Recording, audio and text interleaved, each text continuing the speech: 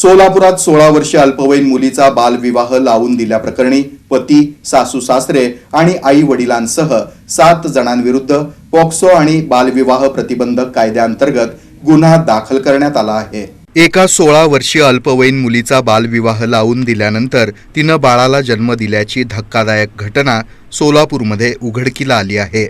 या प्रकरणी फौजदार चावडी पोलीस ठाण्यामध्ये पीडितेचा पती, सासू, सासरे आणि आई वडिलांसह एकूण 7 जणांविरुद्ध बालविवाह प्रतिबंधक कायदा आणि पॉक्सो कायद्याअंतर्गत गुन्हा दाखल करण्यात आलाय। याबाबत शासकीय बाल विकास प्रकल्प अधिकारी रोहिणी कुलकर्णी यांनी फौजदार चावडी पोलीस ठाण्यामध्ये फिर्याद दिली आहे। एका खासगी हॉस्पिटलमध्ये एका अल्पवयीन मुलीची प्रसूती झाली असून तिच्या वयाचा कोणताही पुरावा उपलब्ध नसल्याची माहिती मिळाली।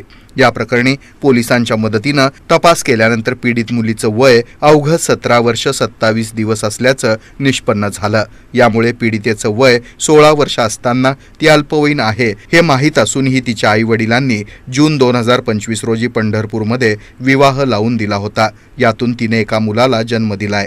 या प्रकरणी पती, त्याचे आई वडील, पीडितेचे आई वडील आणि लग्न लावून देणारे मामा मामी अशा 7 जणांविरुद्ध गुन्हा दाखल करण्यात आलाय।